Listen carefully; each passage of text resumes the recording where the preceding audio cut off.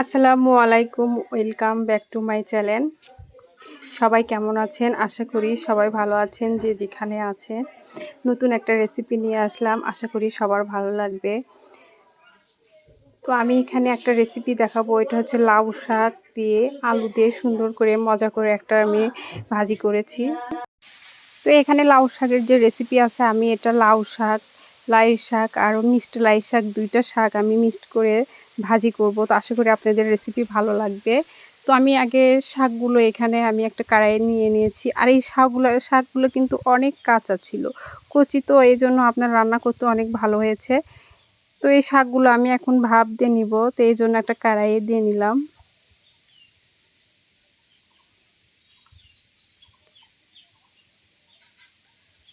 তো প্রথম দিকে একটু ভরা লাগবে। আর এখানে আমি কিছু আলু নিয়েছি, এই আলুগুলো একটু আমি মোটা করে কেটে নিয়েছি।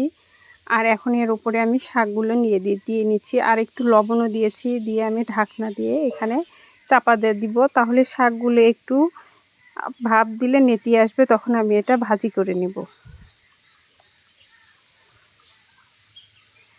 তো দেখেন শাকগুলো কিন্তু অনেকটাই কমে এসেছে।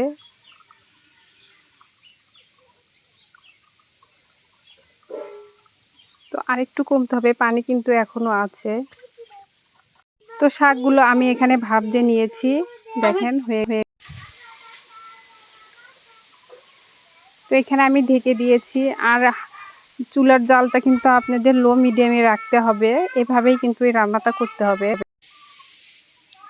তো আমি ঢাকনা উল্টে একটু শাকগুলো নাড়িয়ে দিচ্ছি। তো এই শাকগুলো অনেক মজা ছিল, আপনারা এইভাবে ভাজি করবেন। তো এই শাকটা আমি যখন ভাজি করেছি, আমার পরিবারের সবাই অনেক বেশি পছন্দ করেছে।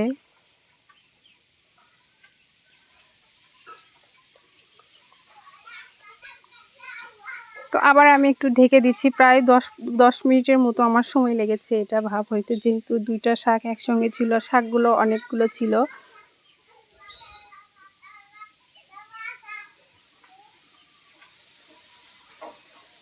তো এখন কিন্তু আমার শাকটা হয়ে গেছে, দেখেন এর ভিতরে আর কোনো প্রকার পানি নেই, অনেকটাই শুকিয়ে গেছে, একটু হালকা পানি আছে। তো এটা 2-1 মিনিটের মধ্যেই আপনার শাকগুলো একদম শুকিয়ে যাবে। আর এখানে আমি একটা আলু এভাবে ভেঙে দেখছিলাম যে আলুগুলো একটু সিদ্ধ হয়েছে নাকি। আর আমি কিন্তু যে কোনো শাক ভাজির ভিতরে এভাবে একটু আলু দিই, আমার কাছে ভালো লাগে এভাবে আলু দিয়ে শাক ভাজি করলে।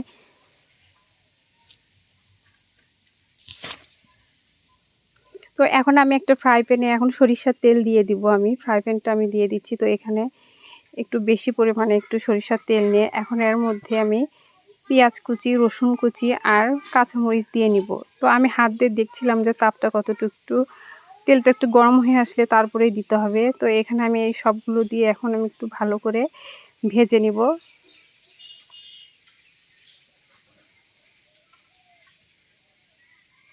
পেঁয়াজটা কিন্তু একটু বাদামি করেই ভেজে নিতে হবে। হ্যাঁ। তো আমি এখানে ভালোভাবে একটু নাড়িয়ে দিচ্ছিলাম। তো এখন আমি কিন্তু ফোড়নে আমি জিরা দিব, তো জিরাটা একটু দিয়ে নিলাম। তো জিরাটা আমি এখানে ফোড়নে দিয়েছি। যে কোনো শাক ভাজির ভিতরে আপনারা জিরা দিলে দেখবেন এর টেস্টটা কিন্তু অনেক ভালো হয়। তো আমি এর মধ্যে শাকগুলো দিয়ে দিয়েছি। তো যেহেতু এখানে একটু আমি আলু দিয়েছি, এই জন্য এখন এর মধ্যে একটু আমি হলুদ দিয়ে নিলাম।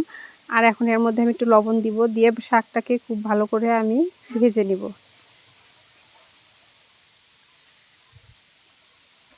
তো একটু সময় নিয়ে এটা ভাজতে হবে, যেহেতু অনেকগুলো শাক ছিল। তো লাউ শাকের যে রেসিপিটা, আর এখন কিন্তু আমি এর মধ্যে একটু শুকনা মরিচের ভাজা, যে শুকনা মরিচ ওইটা গুঁড়া করে নিয়ে এই শাক ভাজির ওপরে দিয়ে দিলাম। এই জিনিসটা কিন্তু আপনি দিতে হবে যে কোনো শাক ভাজিতে, এই শুকনা মরিচ একটু ডলে নিয়ে উপর থেকে দিয়ে দেবেন, দেখবেন যে এই শাক ভাজির টেস্টটা অনেক বেশি আসবে। আর এই শাক ভাজি খেতে এত মজা ছিল, আপনারা না খাওয়া পর্যন্ত বুঝবেন না। সো অনেক টেস্ট ছিল। তো আমার কিন্তু ভাজিটা হয়ে গেছে, তো আমি এখানে আমি ঢেলে নিচ্ছি।